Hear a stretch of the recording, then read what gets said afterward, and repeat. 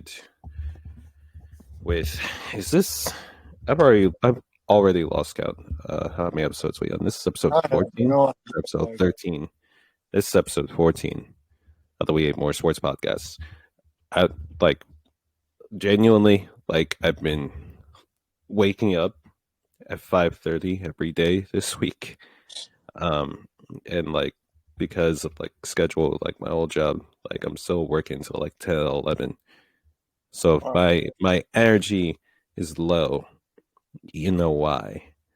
Not just for you, but for the people that are listening to this podcast right now. Your boy's tired. Your boy's tired. Yeah, I feel that. This weather too is making it more tiring because it's rainy and everything. Yeah, the weather isn't helping. I don't know if I hope it doesn't rain. It's fine when I went out there just for a haircut just now. But yes, ladies and gentlemen, welcome to episode 14 of the We Hate More Sports podcast. I'm PC with Gianni. We're recording on this Saturday. Is the official date October 7th. And today, G, is the start of the divisional series in the MLB. Now, we were going to record Thursday. That was going to be the conclusion of all the wildcard games because none of them were competitive at all. They were all sweeps.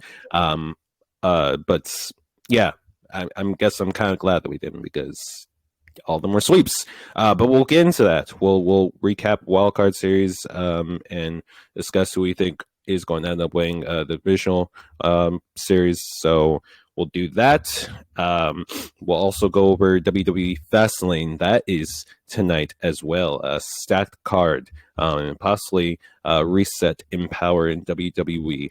And that's it. Short, simple, easy, effective. By the way, while I'm on the track now, while I'm talking about We Hate More Sports now, go check out the episode last week, episode 13.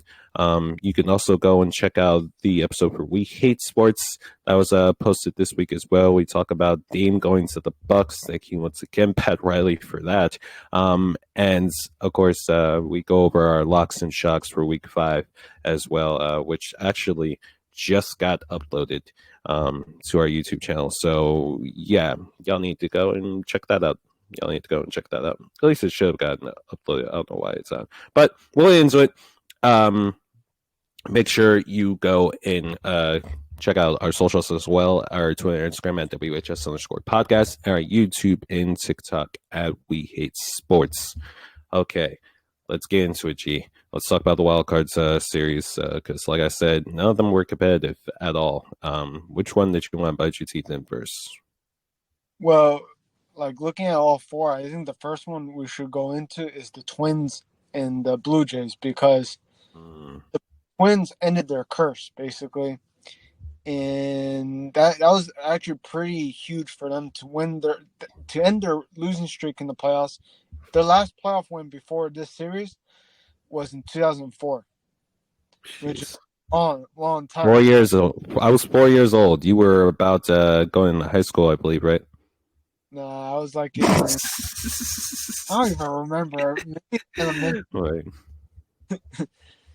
No, but all the cast members probably were in high school and college, so you know. No, it was just you. It was just you. You okay. also. Yeah, I'm fucking with you. Go ahead. Yeah, that was pretty impressive the way because I know a couple of friends that are Twins fans and they were nervous and everything, because they haven't won a playoff game in 2004. Yeah. It's crazy. Now, it's crazy. They finally did it, and they're walking into confidence in this next round. But I think more importantly, that was great for them. But the Blue Jays were a disappointment all season, really. Yeah.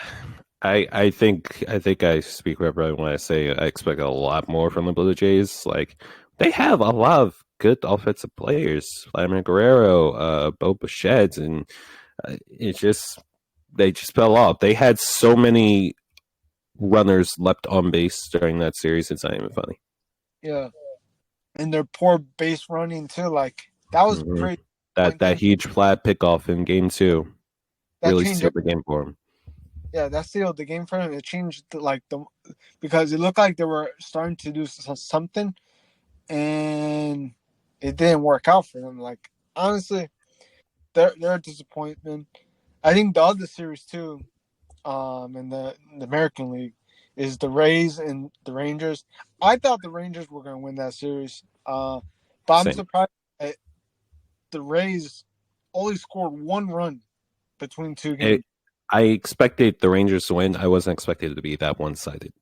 And like Yeah, the fact that the Rays, like, by the way, I just want to say the Rays should not be in Tampa Bay. Like, man, like you would have thought it was like a normal, like regular season game, with the amount of people that popped up that game. It was only 19,000 fans for game one of that wild card series. That is embarrassing. Like compared to not to two I own, but like you've seen it, G. Like compared to the Rays, compared to the Phillies, like yeah, who had 45,000 in game one, like that is a massive drop off in terms of passion for the fan base. And like I'm not the biggest Rays supporter. Like we know what they've been through this year, but the fact that there were only 19,000 fans there for game one, and I think they did like only just barely 20,000 per game too. That is embarrassing. Just embarrassing. that's embarrassing. That series was embarrassing for them. It was not competitive at all. I thought the Rays could have shown more fight there, but like the Rangers lineup is really really really good, and I don't think their pitching is that good. I think the Rays made the Rangers pitching look better than what it's supposed to, I and agree. I think yeah, like it's just a disappointment overall. I think the Rays and the Blue Jays are like the biggest disappointments I think in this wild card. You could say also in the other series too, like the Brewers too are a disappointment, but like the Mhm. Rays, I felt like the Rays had a little bit more expectations, even though they lost players and stuff. They to me had more expectations, honestly. The Rays, I think, as a whole, with how they started the season, they had such a historic start, great Yeah, start, and they were the number one team for the better part of the first half of the season. The drop off that they have needs to be studied because yeah, between the lack of production coming from their bats, the fall off in their pitching staff, to the fan base, the whole Wander Franco situation.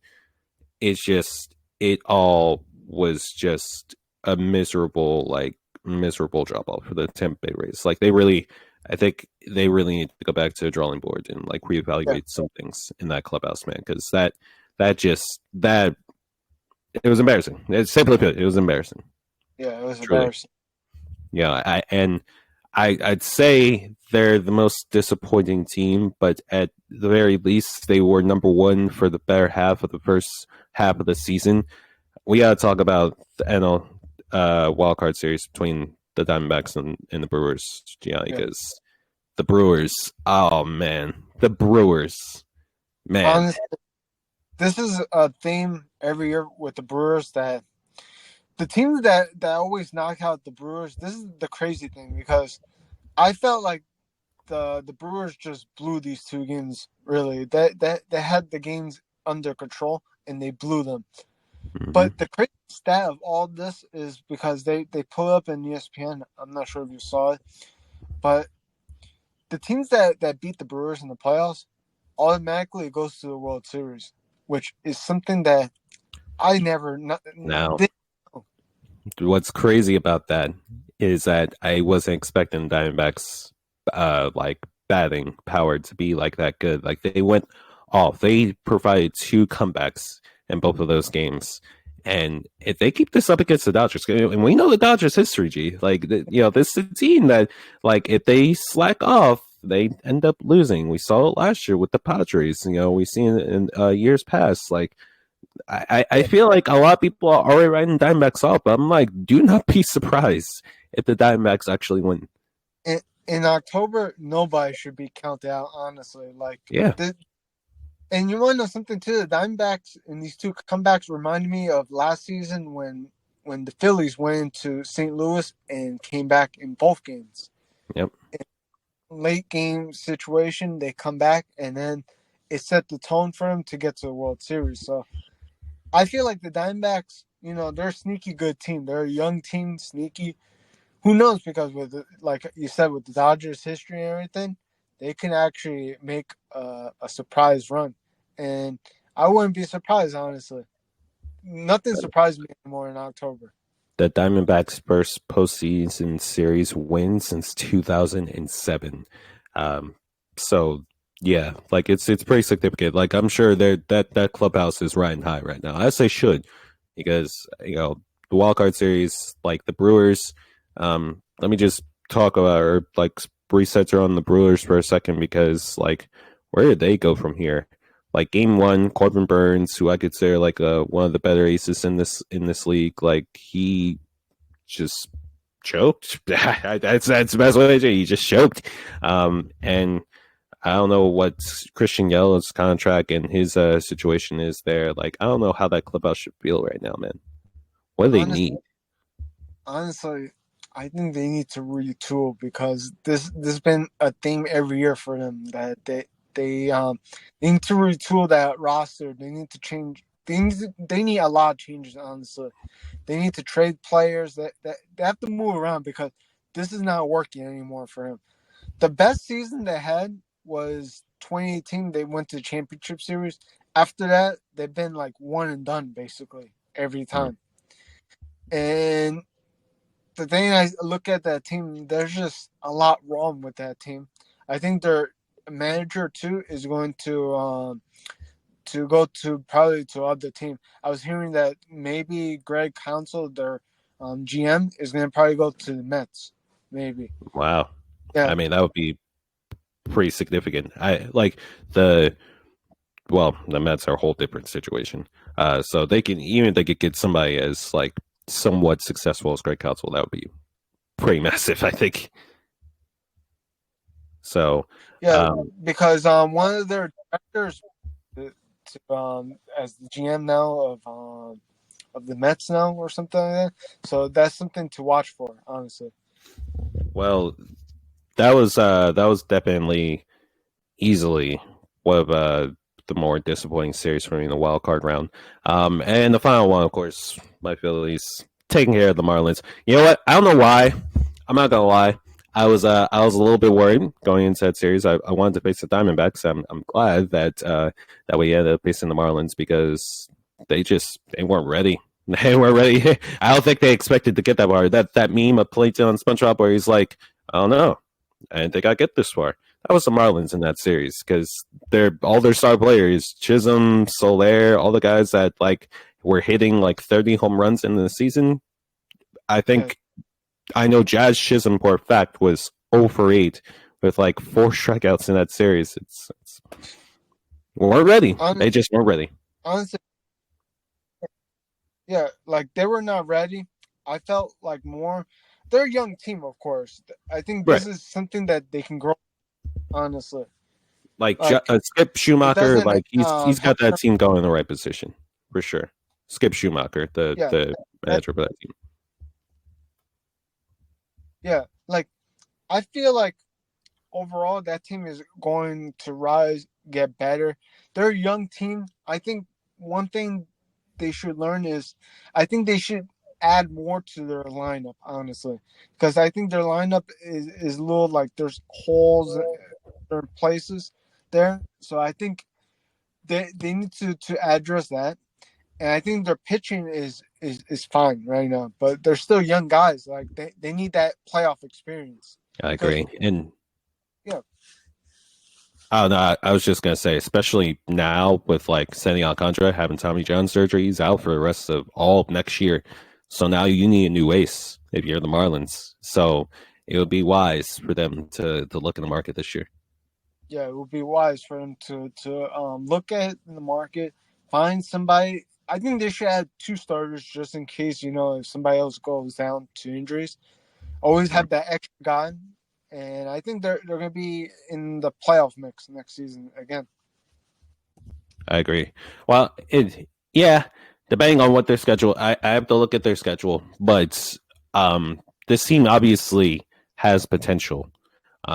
And I think like if as long as their young core guys like Chisholm and Soler and all those guys, now they have experience. Luis Rise, they have experience now in the postseason. At least they could say that going into next year, which can potentially help them get another wild card spot, especially with the division as it is, like they're already in. I think the toughest division in baseball. You have to deal with the Phillies, you have to deal with the Braves, and who knows what the Mets will be next year. You have the Nationals, who I think are on the rise. So yeah, it's going to be a tough uphill climb, but I think the Marlins, like with good coaching around them, they can get back to the playoffs next year. Yeah, I think the other thing too. I don't think they're in the Braves and Phillies level, but they're like third place. I think them Yeah, at third place next season. I think the Mets and the Nationals are not there yet, so I think the Marlins are going to be growing. They're going to grow from this, honestly. I agree. Well, like we said, all these series ended up being sweeps. But now let's transition into the divisional series this weekend, starting with the first matchup that we're going to end up seeing, the Baltimore Orioles taking on the Texas Rangers. Um, so who do you have winning that series, She? I have the Orioles winning that series in 5 games. I think this is going to be two teams that have good lineups. I just think that both have questionable pitching, but I think this is going to be going to the distance. Honestly, I'm just excited to see like fresh teams, like fresh new teams. I Mm-hmm. think this is going to be a really, really exciting series overall. I see it going to the distance. I think this is the perfect series to watch for like upcoming teams because Texas has a good lineup. They need a little bit more pitching, and you could say the same thing with Baltimore. Baltimore is like the one of the youngest teams to make the playoffs, I think, in a while. You could say like Miami and all the teams, but this one is like a team that got won 100 games. It's just insane to me. They won 100 Insane. games. Yeah. 2 years Like ago, they lost 110 games 2 years ago. it's insane. The turnaround is insane, and like the batting power that they have, the poise that they've shown with guys like Gunnar Henderson, Ollie Rutschman. You have a great pitching staff with O'Flaherty and Batista. Like that team, obviously, is going to be a player in many years to come. My only concern is, okay, you're finally here, but now I want to see you actually execute. Do what you've been doing, because regular season is one thing. We all know postseason is another level. And Bruce Bochy is a former World Series champion. He's going to have his Rangers ready. All right, Brandon Hyde. All right, he's going to end up winning Manager of the Year this year. But I want to see him get his guys ready for this matchup because it's not going to be easy. Like the Rangers, like in a lot of people's eyes, including myself, like I still think that they can get to a World Series with the team that they have. They have star power for it. So I think that, in my opinion, I'm going with the Rangers to win this series in 5, but it's going to be so close. It is going to be so close. This series is going to be close. I think this series is going to be a classic. Honestly, it has potential to be a classic. One of the things too that I see too with them, this could be a matchup that is going to be for years to come. Honestly, I think this is going to be a premier matchup.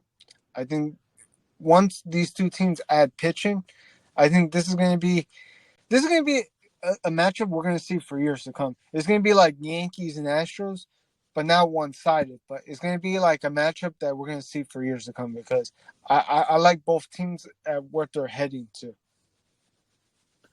Sorry, my mom was calling me. I don't know why. She was trying Oh, to call me during the recording. She knows I recorded this time. Anyways, yes, I agree with anything that you just said. I'm going to assume, I'm going to assume what you just said, Gianni, was something that I agreed with. yeah. Um, yeah. So let's move on now to the next series. So the next series up, we'll stick in the AL. The second AL series, we'll see Minnesota Twins riding on a confident high, going down to Houston to take on the defending World Series champion Houston Astros. Gianni, we, in your unbiased opinion, because I don't like the Astros. I know you don't like the Astros. I think that the Twins have a shot, but I don't know if they actually have a shot. Um, who do you have winning this series? I think he froze on me. He definitely froze on me. All right. Well, the show must go on. So let me say who I actually have winning this. I think the Twins actually have a chance. I think the Twins actually have a chance at winning the series. You know, their pitching staff is I think very underappreciated. And this team as a whole is what's going to help them, is what's going to help propel them past a team like Houston. I know what they're capable of. I think we all know what the Astros are capable of, but the fact that they snuck into the playoffs this year, so third wild card, that just shows that this firepower that they have, it obviously, the firepower that they have obviously is not like as big as it was last year. You still have all the core guys there, Altuve, Alvarez. It's cool. It's cool this year. I just don't think anybody expected like anything. I don't think anybody expected them to be in the position that they are now. Does that mean I think that the Twins end up winning? Yeah, I do. I think they're going to end up winning this series. I think both AL series go to 5 games, and I have the Twins winning this series in 5. There he goes again. All right. Yeah, I don't know what happened to my phone. It like overheated or something. Oh no, no, that would be good. We were just talking about the Twins in the Astros. So your prediction for that series? Okay, for that series, I look at that series in like a bunch of ways because this is a Correa revenge series basically for him. I think we're gonna see an upset in the series. I think we're gonna see the Twins beat the Astros in 4 games. I think it's gonna be 3-1. So you don't even have it going 5. I'm not having it going 5. I think the Twins have something in them that makes them look special. And I think this is going to be a big upset that nobody expects, honestly. So this one, yeah, like I already said, the Twins in 5 seems like the move. Like, I think they have the pitching staff. I think that if they can get the Verlander early, and get to Christian Javier early, in that pitching staff, like, it's going to be hard. It's going to be hard. But you still win in Houston, and you bring it back to Minnesota. I mean, it's only up from there. Yeah, because the key thing is you have to beat Valdez or Verlander in those first 2 games. If you beat one of them, you got the series basically. You just have to make sure you can protect home field, and that's what I think is going to happen in this series. I'm really, really confident that's what's going to happen in this series. I have then now the Twins and the O's in the American League Championship Series. For me, I think we're going to end up seeing the Twins and the Rangers, which is so weird to say. I say it out loud. That's so weird to say. But we're in a new era. I guess you could say we're in a new era for MLB. All right, let's transition now to the National League, starting with the Diamondbacks taking on the Dodgers. Both of these series are divisional like matchups, truly divisional matchups, because all 4 of these teams are, well, 2 of them are in the same division. Diamondbacks and Dodgers representing the NL West. Who do you have winning this series, Chief? Well, I will say I will pick upset, but the thing is, when I look at this team, I think the Diamondbacks are probably 1 year away. they could still upset the Dodgers because the Dodgers, their history in October. But I think the Dodgers win in 4 games. I think, Diamondbacks, I think, are 1 year away from being a really, really good team. Probably even win that division because they were like in first place for like 3 months at one point. Mm-hmm. Yep. So I think the Dodgers move on, but this won't be an easy series at all for them. I agree. It's not going to be easy. But I think that's, in my most unbiased opinion, the Dodgers, as we both know, like when they're healthy, when they're clicking, and it's Dodgers, like they know how to get this done. They've been in this situation before. They've been in this position before. With the pesky, upstart team like the Diamondbacks, Corbin Carroll, who's had one hell of a year, he's going to end up winning NL Rookie of the Year. Um, I just don't think they're quite ready yet.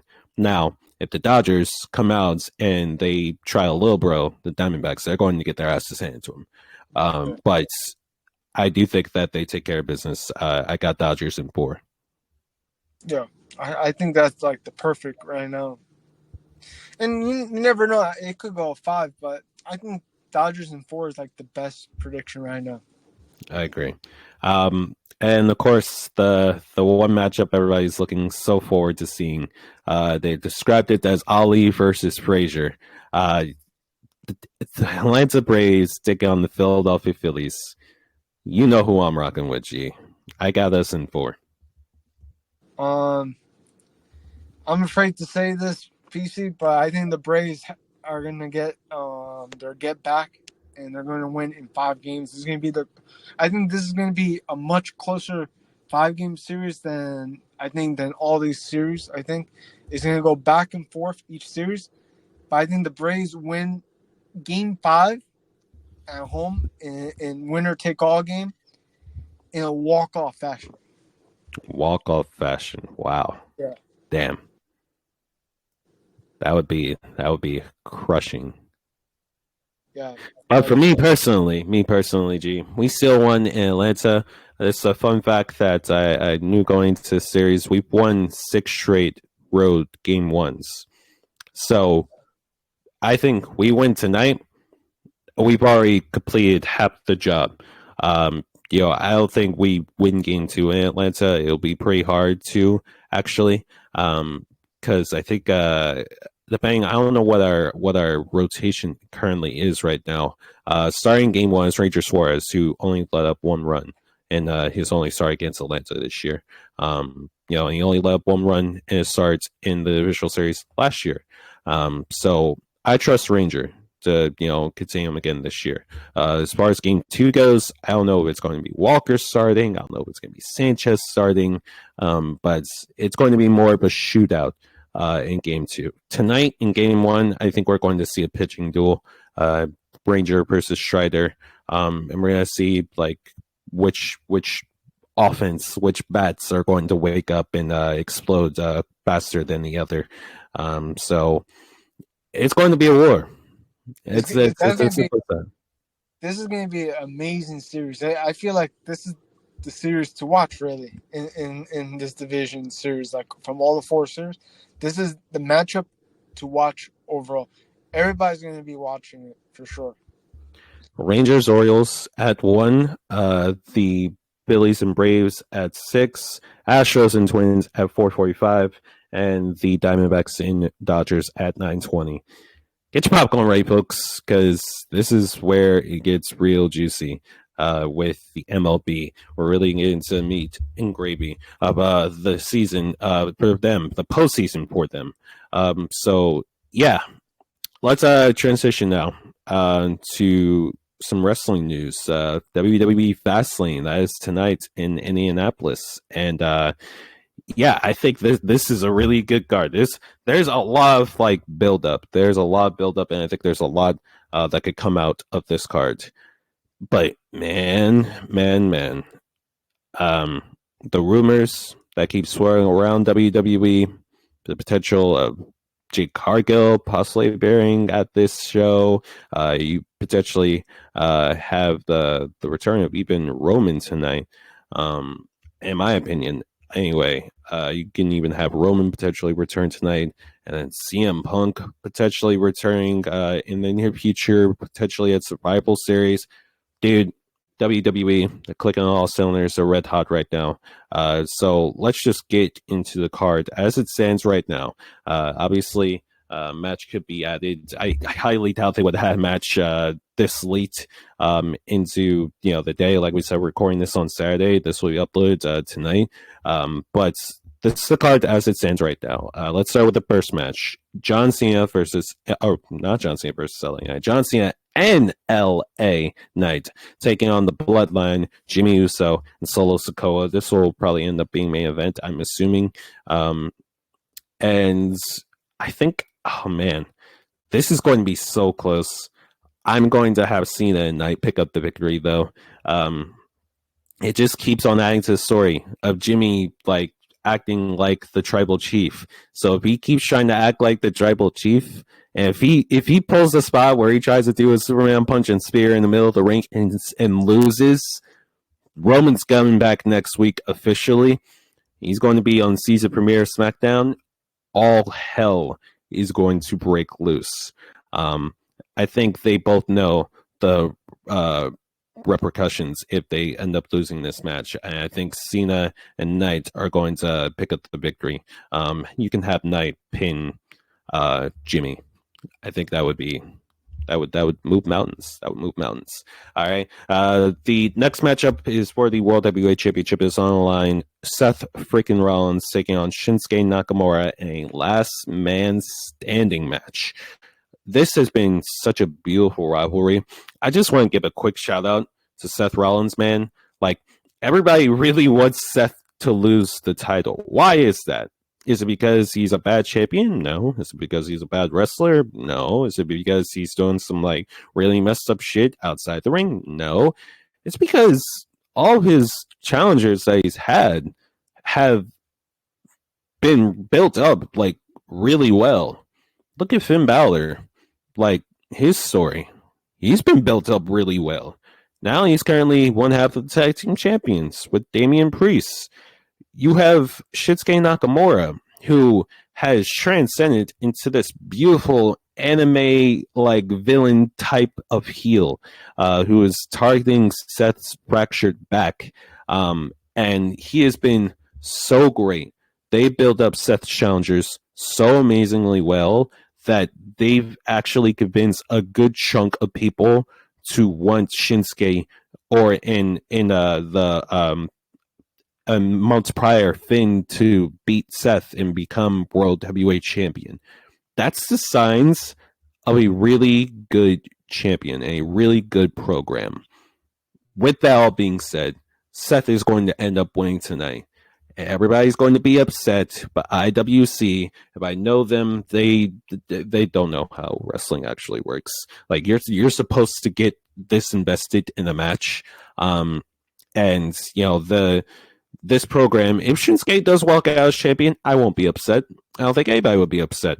But this just shows just how amazing Seth Rollins is and how he has been such an excellent choice as World Heavyweight Champion. I don't know who's going to end up taking that title off of him, but the person that does, they're going to be elevated into a megastar. So yes, give me Seth to win this last man standing match. The next matchup, the WWE Women's Championship on the line. Io Sky, champion, taking on Asuka and Charlotte Flair. This is a real interesting matchup because I do have Io Sky retaining, but I wonder who actually takes the pin here. Because, yeah, Charlotte finding her way in a title spot once again. I'm sure everybody just adores it. Then you have Asuka, the former champion, who kind of had her reign cut short by Io Sky. So I think that Asuka and Charlotte getting in each other's way is going to open the door for Io to retain her title. So that's what I have coming out on that match. The next matchup, the Undisputed Tag Team Championships are on the line. Judgment Day's Damian Priest and Finn Balor taking on the Mixed Match team of Cody Rhodes, the American Nightmare, and main event Jey Uso.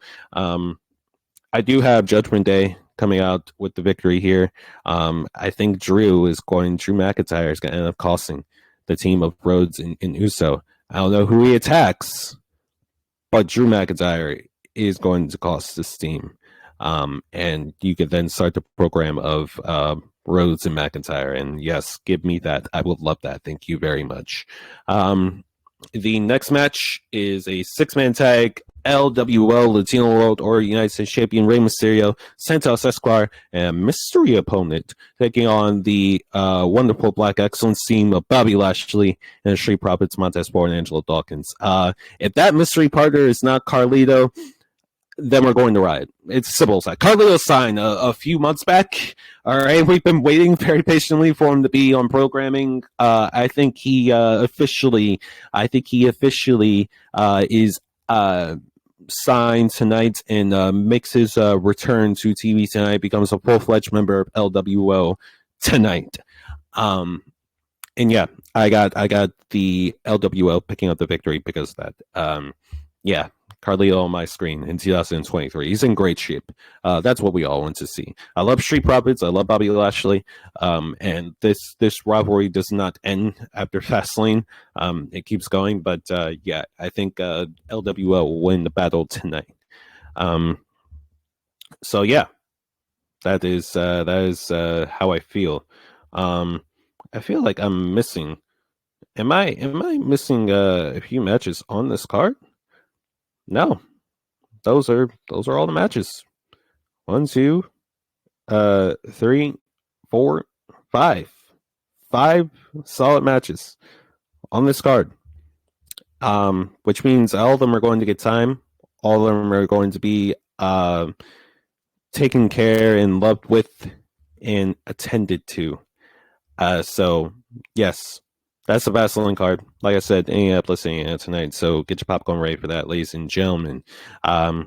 Let's end the episode, G. Best thing that you saw this week. The best thing I saw this week, I want to tell you, I went to this place that I was like leaving orders and things, and there was like snakes around, like, you know, like a small chamber or something like that. So they came out of the chamber and they were like going next to me. They're friendly. They don't do nothing, but it was like a scary situation because I didn't know, like, at first if they're friendly or anything. So they were explaining to me, and I felt like that's the best thing I saw because, like, you look at the snakes, you would think they will bite you or something, but it looked like they're like trained or something, and that's really the best thing I saw. It was on, I think it was on Tuesday. That. Well, the best thing I saw this week, we all know the AI generated pictures that's going around on the internets, and all of them are, we'll say, creative. But one of the best ones that I saw without us getting canceled on this podcast, it's Denzel Washington as Batman, and I'll show you the picture. It's literally. It's Denzel as Batman, but look at the hair sticking out the top of the cowl, bruh. This is that is so crazy. Like that is the best thing, easily the best thing I saw this week. Like it don't make no sense how that even. It just don't make no sense. It don't make no sense, bro. It don't make no sense. The Joker ain't got shit on me. That is easily the best thing I saw this week. Denzel, could you actually imagine Denzel as Batman? I mean, Robert Pattinson's been doing a great job as it, but yeah, that would be the Black Batman. I don't know if the world's actually ready for that. They're barely ready for Miles as Spider-Man, so yeah, but easily. That is the end of the episode, guys. I hope you enjoyed. I hope that I was able to keep up my energy. Like I said, it's been a long week, and I haven't slept much. But I definitely want to provide the episode for you guys. You know, divisional series this weekend going into next week. Next week we'll have our championship series predictions. And yeah. That's it. Call loved one, check up on them, tell them that you love them, stay hydrated, eat gaming matters, and we'll be ready for episode 15 next week. Follow our socials to our Twitter and IG at WHS_podcast, our YouTube and TikTok at We Hate Sports. Any last words? Any final words, Gianni, before we sign out? I hope these games this weekend goes pretty well with series, and we have a great couple of series. Look on the Good bright luck. side. Look on the bright side. We could all be Mets fans, but we're not Yeah. Mets fans. Enjoy the wild cards, enjoy the divisional series this weekend, guys, and take care. Like I said at the beginning of the episode, go and check out the We Hate Sports podcast as well. Take care, everyone.